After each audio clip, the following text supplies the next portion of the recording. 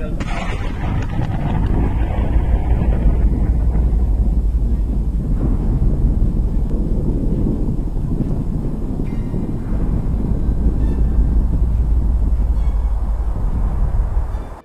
நடக்கக்கூடாதுன்னு நினைச்சோமோ அது நடந்துருச்சு.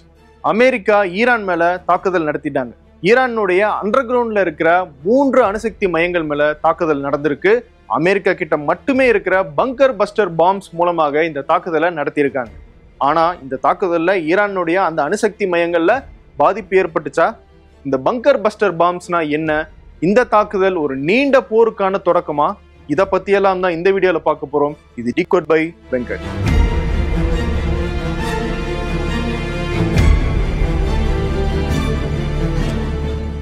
வரன் தேடும் படலம் தமிழ் மேட்ரிமோனியில் இனிதே தொடங்கட்டும். 25 ஆண்டுகளாக நம்பகமான சேவை. இந்திய நேரப்படி இன்னைக்கு அதிகாலையில அமெரிக்கா இந்த தாக்குதலை ஈரான் மேல நடத்திருக்காங்க. ஈரானுடைய 3 முக்கியமான அணுசக்தி மையங்கள் நத்தான்ஸ், ஃபார்டோ, இஸ்ஃபகான் இந்த இடங்கள்ல தான் அமெரிக்காவுடைய ஃபைட்டர் ஜெட்ஸ் இந்த தாக்குதலை நடத்திருக்காங்க. இந்த அணுசக்தி மையங்கள் எல்லாம் பூமிக்கு அடியில அமைக்கப்பட்டிருக்கு அப்படிங்கிறதுனால சாதாரண வெடிகுண்டுகள் மூலமாக அதுல ஒரு பாதிப்பை ஏற்படுத்திட முடியாது. கடந்த ஒரு வாரமாக இஸ்ரேல் அதுக்கு தான் ட்ரை பண்றாங்க. ஆனா அந்த அணுசக்தி மையங்களுக்கு மேல இருக்கிற கட்டடங்கள் மேலதான் இஸ்ரேலால தாக்குதல் நடத்த முடியுதே தவிர கீழே இருக்கிற அந்த யுரேனியம் செறிவூட்டல் மையங்கள் மேல அவங்களால தாக்குதல் நடத்த முடியல. அப்படி அந்த இடத்துல தாக்குதல் நடத்தணும்னா அதுக்கு அமெரிக்கா கிட்ட மட்டுமே இருக்கிற பங்கர் பஸ்டர் வகையிலான அந்த வெடிகுண்டுகள் தான் தேவைப்படுது. இதுல 30,000 கிலோ அளவுக்கு அந்த வெடிபொருட்கள் இருக்கும். 200 மீட்டர்கள் தாண்டி பூமிக்கு அடியில போய் அது தாக்குதல் நடத்துறதுக்கான அந்த திறமை கொண்டது அப்படிங்கிறதுனாலதான் அந்த வெடிகுண்டுகளுக்காக இஸ்ரேல் அமெரிக்கா கிட்ட காத்துக்கிட்டு இருந்தாங்க. அப்படிப்பட்ட 6 பங்கர் பஸ்டர் பாம்களை இந்த அணுசக்தி மையங்கள் மேல அமெரிக்கா பயன்படுத்தி இருக்கிறதாக சொல்லியிருக்காங்க. அது மட்டும் இல்ல, வேறு சில இடங்கள்ல 30 டாம்ஹாக் வகையிலான மிசைல்ஸ் அதாவது ஏவுகணைகளை பயன்படுத்தி இருக்கிறதாகவும் அமெரிக்கா அறிவிச்சிருக்காங்க. இந்த தாக்குதல் குறித்து பேசின அமெரிக்க அதிபர் டொனால்ட் ட்ரம்ப் என்ன சொல்றாரு? அமெரிக்க படைகளுக்கும் இஸ்ரேல் படைகளுக்கும் தன்னுடைய வாழ்த்தை முதல்ல சொல்லிக்கிட்டு இப்படிப்பட்ட ஒரு தாக்குதலை அமெரிக்காவை தவிர வேற எந்த நாடும் செய்ய முடியாது அப்படிங்கிறத பெருமிதமா சொல்றாரு. அது மட்டும் இல்ல, இப்ப நாங்க தாக்குதல் நடத்தி முடிச்சிட்டோம், அடுத்ததாக பீஸ் அதாவது பேச்சுவார்த்தைக்கு தான் நம்ம போகணும், அதுக்கு ஈரான் ஒத்துக்கல அப்படின்னா இன்னும் பல இடங்கள்ல இதை விட மோசமான தாக்குதலை ஈரான் எதிர்கொள்ள வேண்டி இருக்கும் அப்படின்னு ஒரு எச்சரிக்கையையும் கொடுத்திருக்காரு. இஸ்ரேல் பிரதமர் பெஞ்சமின் நெத்தன்யாஹூ அமெரிக்க அதிபர் டொனால்ட் ட்ரம்புக்கு இந்த தாக்குதல் நடத்தினதுக்காக நன்றி சொல்லியிருக்காரு. அவர் ரொம்ப நாளா எதிர்பார்த்தது இன்னைக்கு நடந்துருச்சு. ரொம்ப நாளா அமெரிக்கா இந்த போருக்குள்ள வரணும் அப்படிங்கிறது தான் நெத்தன்யாஹூவினுடைய எண்ணம். அது இன்னைக்கு நடந்திருக்கு, அதனால நன்றி சொல்லியிருக்காரு. இந்த தாக்குதல் வரலாற்றையே மாற்றப் போகுது அப்படிங்கிறதையும் பெஞ்சமின் நெத்தன்யாஹூ சொல்லியிருக்காரு. அதோடு சேர்ந்து அவர் இன்னொரு விஷயத்தையும் சொல்றாரு, எப்பயுமே அமைதி அப்படிங்கிறது ஸ்ட்ரென்த்தின் மூலமாக தான் வரும், அதாவது பலம் மூலமாக தான் வரும் அப்படின்னு சொல்லியிருக்காரு. இப்ப நம்ம பலத்தை காட்டிட்டோம், அடுத்து அமைதி வரும் அப்படிங்கிறது நெத்தன்யாஹூவினுடைய கருத்து. அப்படி பலத்தின் மூலமாக அமைதியை கொண்டு வரணும்னு தான் காசாவில் கொத்து கொத்தாக 20,000 குழந்தைகளை கொண்டுகிட்டு இருக்காரு இஸ்ரேல் பிரதமர் பெஞ்சமின் நெத்தன்யாஹூ. அதுக்கு பேர் பலம் இல்லைங்க, கிரைம் அப்படின்னு சொல்லி யார் சொன்னாலும் அவர் கேட்கவும் மாட்டாரு.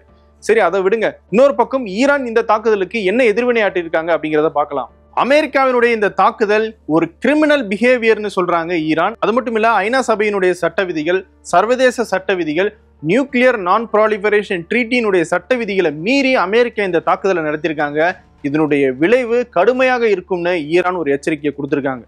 நியூக்ளியர் நான் ப்ராலிஃபரேஷன் ட்ரீட்டி அப்படின்னா என்ன, அதனுடைய முக்கியத்துவம் இந்த மோதல்ல என்ன அப்படிங்கிறத பத்தி டிகோட் நிகழ்ச்சியில ஏற்கனவே ஒரு வீடியோல பேசியிருக்கோம். அந்த வீடியோவை நீங்க பாத்தீங்கன்னா உங்களுக்கு இன்னும் கிரேட்டர் கிளாரிட்டி கிடைக்கும். அந்த வீடியோனுடைய லிங்கை நான் டிஸ்கிரிப்ஷன்ல கொடுக்குறேன், தயவு செய்து பாருங்க. ஐநாவினுடைய பொதுச் செயலாளர் ஆண்டனியோ குட்டரஸும் இதே லைன்ல தான் ஒரு கண்டனம் தெரிவிச்சிருக்காரு.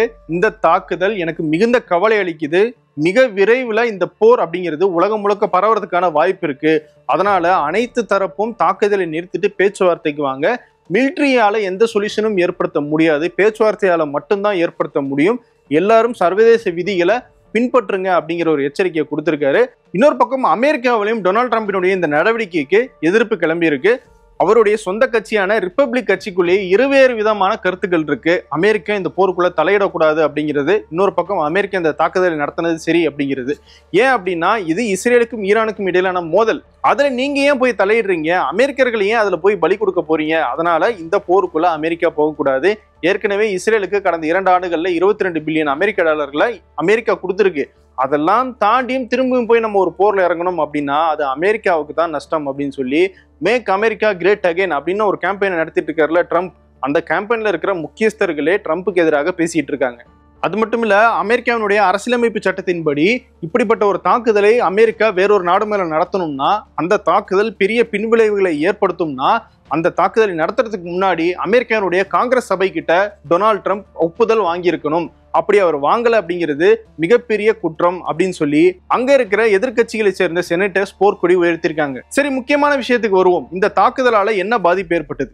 ஈரான் தரப்புல 3 இடங்கள்ல தாக்குதல் நடந்தது அப்படிங்கிறத உறுதிப்படுத்தியிருக்காங்க.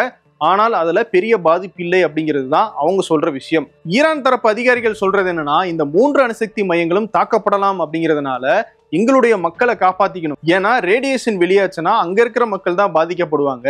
அதனால அவங்கள காப்பாத்துறதுக்காக அந்த அணுசக்தி மையங்கள்ல இருந்த முக்கியமான விஷயங்களை எல்லாம் வேற இடத்துக்கு நாங்க கொண்டு போயிட்டோம். அதனால இந்த தாக்குதல்ல பெரிய பாதிப்பு எதுவும் ஏற்படலைன்னு அவங்க சொல்றாங்க. இந்த அணுசக்தி மையங்களை சூப்பர்வைஸ் பண்ணிக்கிட்டு இருக்கிற இன்டர்நேஷனல் அட்டாமிக் எனர்ஜி ஏஜென்சி, ஐநா சபையினுடைய ஒரு அமைப்பு, அவங்க என்ன சொல்லியிருக்காங்கன்னா, இப்போ வரைக்கும் இந்த 3 மையங்கள்ல இருந்து எந்த விதமான ரேடியேஷனும் வெளியே தெரியல அப்படிங்கிறத அவங்களும் உறுதிப்படுத்தியிருக்காங்க. அப்போ ஈரான் சொன்ன மாதிரி உண்மையாகவே இந்த தாக்குதல்ல பெரிய பாதிப்பு இல்லையா அப்படிங்கிற ஒரு கேள்வி வருது. இருந்தாலும் இந்த அணுசக்தி மையங்கள் எல்லாம் பூமிக்கு கீழே இருக்கு. அங்க இருந்து ரேடியேஷன் வெளியே வராம இருந்திருக்கலாமே தவிர கீழே இருக்கா இல்லையா அப்படிங்கிறது நமக்கு இது வரைக்கும் தெரியல. அதை IAEA உறுதி செய்யற வரைக்கும் நம்ம காத்திருக்க வேண்டியதா இருக்கு. சரி, ஈரான் இப்போ அமெரிக்காவுடைய இந்த தாக்குதலுக்கு என்ன மாதிரியான பதிலடியை கொடுப்பாங்க? முதல் விஷயம், அவங்க டிப்ளமேட்டிக் சேனல்ஸை அணுகுவாங்க. அதாவது ஐநா சபை மற்றும் சர்வதேச அரங்குகள்ல அமெரிக்கா நடத்தின இந்த தாக்குதல் ஒரு கிரிமினல் தாக்குதல், சட்ட விதிகளை மீறியது அப்படிங்கிறத நிறுவ ட்ரை பண்ணுவாங்க. அங்க போய் தங்களுடைய ரைட்ஸை கேட்கறதுக்கு முயற்சி பண்ணுவாங்க. ஒண்ணு. ரெண்டாவது விஷயம், ஈரானுடைய சுப்ரீம் லீடர் அயத்தொல்லா அலி கோமினி அவர் ஒரு விஷயம் சொல்லியிருந்தாரு. அமெரிக்கா இந்த தாக்குதலில் ஈடுபட்டாங்கன்னா அதனுடைய பின்விளைவு மிக மோசமாக இருக்கும், உலகம் முழுக்க எதிரொலிக்கும் அப்படிங்கிற ஒரு எச்சரிக்கை கொடுத்திருந்தாரு. அதை மீறி இப்போ அமெரிக்கா தாக்குதல் நடத்திட்டாங்க. அப்போ அடுத்து பதிலடியாக ஆயுதத்தை எப்படி பயன்படுத்துவாங்க அப்படிங்கிறத நம்ம இங்க கவனிக்கணும். இப்பவே இஸ்ரேல் மேல தீவிரமான தாக்குதலை ஈரான் தொடங்கிட்டாங்க. இஸ்ரேலும் பதிலுக்கு தாக்குதல் நடத்திட்டு இருக்காங்க. அடுத்ததாக ஈரானுடைய குறி கல்ஃப் கண்ட்ரீஸ்ல அமெரிக்காவுக்கு இருக்கிற விமானப்படை தளங்கள், ராணுவ படைத்தளங்கள் மேலதான் இருக்கும். குறிப்பா அமெரிக்காவினுடைய அதிகாரிகள், அமெரிக்காவினுடைய சிட்டிசன்ஸ் யாராவது கல்ஃப்ல இருந்தாங்கன்னா அவங்களுக்கு இந்த நேரத்தில் அச்சுறுத்தல் இருக்கும்னு சொல்றாங்க சர்வதேச அரசியல் பார்வையாளர்கள். அமெரிக்கானுடைய இந்த படைத்தளங்கள் மேல நேரடியாக ஈரான் தாக்குதல் நடத்தலாம், இல்லாட்டி தன்னுடைய ஆக்சிஸ் ஆஃப் ரெசிஸ்டன்ஸையும் அவங்க பயன்படுத்தலாம். இந்த ஆக்சிஸ் ஆஃப் ரெசிஸ்டன்ஸ் அப்படிங்கிறது காசாவில் ஹமாஸ், லெபனான்ல ஹெஸ்புல்லா, ஏமன்ல ஹவுதிஸ், சிரியா மற்றும் ஈராக்லையும் சில ஆயுத குழுக்கள் இருக்காங்க.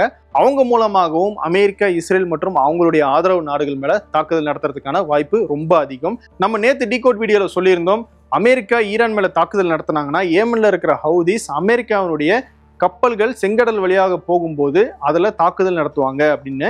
நம்ம சொன்ன மாதிரியே வீடியோ பப்ளிஷ் ஆகி கொஞ்ச நேரத்திலேயே ஏமனுடைய ஹவுதிஸ் அமெரிக்கா ஈரானை அட்டாக் பண்ணானா அமெரிக்காவினுடைய கப்பல்களை நாங்க அட்டாக் பண்ணுவோம்னு பகிரங்கமாக எச்சரிக்கை கொடுத்திருந்தாங்க. ஒருவேளை ஈரானோ இல்ல ஈரானுடைய ஆக்சிஸ் ஆஃப் ரெசிஸ்டன்ஸ்ல இருக்கிற அந்த குழுக்களோ கல்ஃப்ல இருக்கிற மற்ற கண்ட்ரீஸ்ல இருக்கிற அமெரிக்காவினுடைய படைகள் மீது தாக்குதல் நடத்தினாங்கன்னா அது இந்த போரை அடுத்த கட்டத்துக்கு கொண்டு போகும். கல்ஃப்ல மட்டும் கிடையாது, அது உலகம் முழுக்கவே பாதிப்பு ஏற்படும். ஏன்னா இங்கிருந்து தான் பெரும்பாலான அந்த எண்ணெய் வர்த்தகம் அப்படிங்கிறது நடந்துகிட்டு இருக்கு.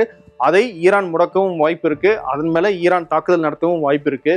ஸோ உலகம் முழுக்கவே இது மிகப்பெரிய பாதிப்பை ஏற்படுத்தக்கூடிய ஒரு மோதலாக உருவாகிட்டு இருக்கு அப்படிங்கிறது தான் இப்போ நமக்கு ஏற்பட்டிருக்கிற ஒரு அச்சுறுத்தல். ஈரான் ஒரு விஷயத்த தெளிவா சொன்னாங்க, நாங்க பேச்சுவார்த்தைக்கு எப்பயுமே ஓப்பனாக தான் இருக்கும், ஆனா எங்களை மிரட்டி எங்க மேல தாக்குதல் நடத்தி அதன் மூலமாக எங்களை பேச்சுவார்த்தைக்கு வர வைக்கணும்னு நினைச்சீங்கன்னா அது நடக்கவே நடக்காது, எங்களால சரண்டர் ஆக முடியாது அப்படிங்கிறத தெளிவா சொல்லிட்டாங்க. எங்க மேல தாக்குதல் நடந்துச்சுன்னா நாங்க கண்டிப்பா அதை விட பலமான பதிலடியை கொடுப்போம் அப்படிங்கிறத ஈரான் தெளிவுபடுத்தியிருக்காங்க. இந்த மோதல் அடுத்து பேச்சுவார்த்தைக்கு போகுதா, இல்ல கல்ஃப்ல இருக்கிற மற்ற நாடுகளும் இந்த மோதலுக்குள்ள இழுக்கப்படுவாங்களா, உலகத்துக்கு என்ன மாதிரியான பாதிப்புகள் ஏற்படும் அப்படிங்கிறத பத்தியெல்லாம் தொடர்ந்து நம்ம டிகோட் நிகழ்ச்சியில பார்க்கலாம். வேறொரு வீடியோவில் உங்களை மீண்டும் சந்திக்கிறேன். விகடன் டிவிக்கு சப்ஸ்கிரைப் பண்ணுங்க. நன்றி. மகன் மகளுக்கு வரன் தேடுறீங்களா? கவலைய விடுங்க. உங்களுக்காகவே நம்பகமான வரன் பார்க்கும் சேவையை 25 ஆண்டுகளுக்கும் மேலாக செய்து வருகிறது தமிழ் மேட்ரிமோனி. இப்பவே ரெஜிஸ்டர் பண்ணுங்க.